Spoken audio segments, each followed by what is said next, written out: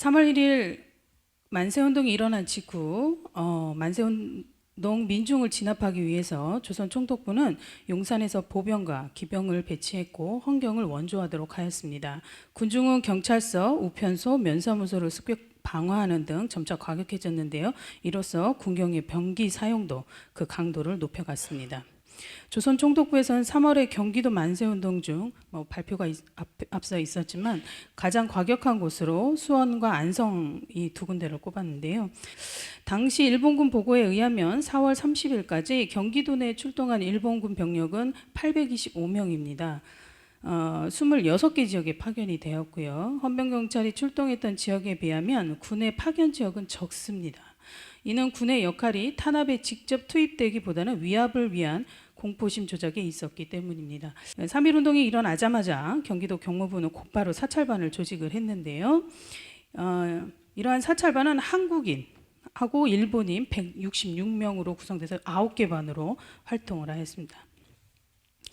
이러한 사찰반은 만세운동 기획에 대한 정보가 있을 경우 현장에 배치되어 감시를 했으며 군중 속으로 잠입해 만세운동 주도자를 색출하고 이들이 체포되었을 경우 피체포자의 만세운동 참여 활동 여부 사실을 확인시켜 증인으로 확인시켜 주는 겁니다.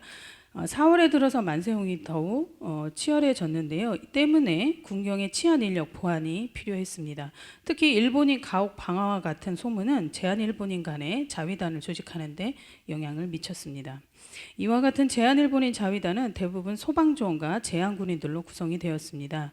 소방조원은 경찰서, 제한군인은 헌병대의 지도 감독을 받았는데요. 경기도 지역의 제한일본인 자위단은 3월 5일 안성, 6일 경성, 26일 고양, 28일 광주군 경안면, 수원군 송산면, 29일 이후 수원군 수원가, 오산 등지에서 조직되었음을 확인했습니다. 안성, 경서, 광주군 경안의 경우에는 만세운동 시 한국인에 대한 직접 탄압은 물론 주도자 수색에도 동원이 되었습니다. 조선총독부 조사에 의하면 3.1운동 당시 군중에 의해 피해를 입은 관공서는 군청 5개소, 면사무소 47개소, 경찰서, 우편국 등이 해서 116개소였는데 이 중 가장 많은 피해는 경기도로 전체 30개소의 관공서 피해를 입었습니다.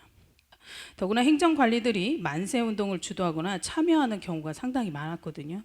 이러한 특히 군수나 면장과 같이 지역의 유력 세력들이 만세운동을 주도한 경우에는 행정마비 이상의 영향이 있었습니다. 이와 같이 경기도 내에서 면 관리들이 만세운동을 주도하거나 참여한 지역은 22개 부군 중에 21개군이었습니다. 거의 경기도 안에서는 전역이었다 이렇게 말할 수 있죠. 때문에 조선총독부는 각 지역 행정 업무의 회복과 지역 유력 세력들의 만세운동 참여에 대한 대책이 필요했습니다. 4월 5일 조선총독부는 통첩을 내렸고요. 민심 안정을 위한 조치를 지시했습니다. 강구된 대책 중 하나가 한국인 자위단이었습니다.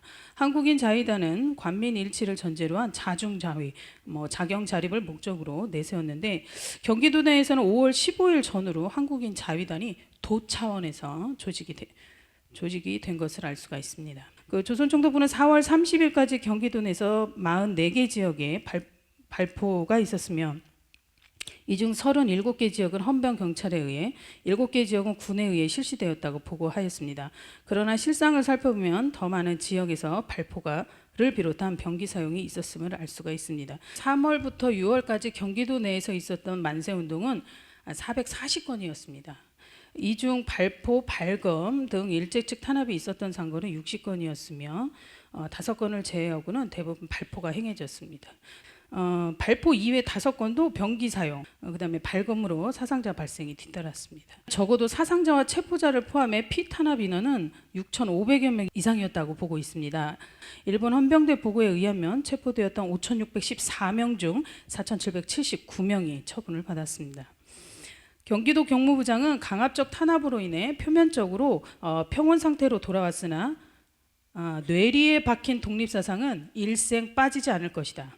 3.1운동과 같은 운동은 이후에도 몇 번이고 재발할 수 있다고 말했습니다. 민족해방운동사, 독립운동사라고도 얘기하는 영구의 하나의 어떤 여전히 좀 많이 깔려 있는 도식이 있다고 생각하는데요.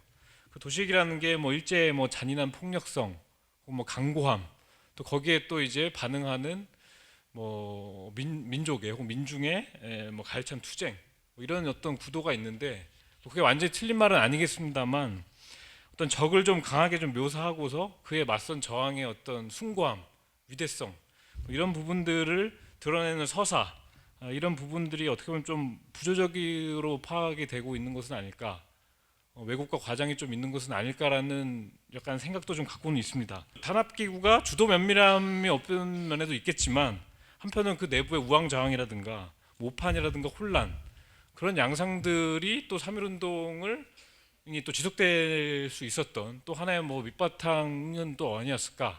그런 어떤 통치 당국의 두려움이라든가 당황스러움, 이런 것들로 인해서, 혹은 조선인들의 면종 복배라든지 저항, 이런 것들로 인해서 오히려 이제 확실히 이거 뭔가 좀 빨리 문화 통치, 뭐 문화 정치로 하는 그런 정책 변환을 빨리 좀 해야겠다라는 생각을 오히려 식민 당국이 더 이제 갖게 되는 그런 어떤 분위기가 조성된 것이 아닐까라는 생각을 갖고 있는데, 그에 대한 좀 선생님 의견이 있으시면 좀 여쭙고 싶었고요.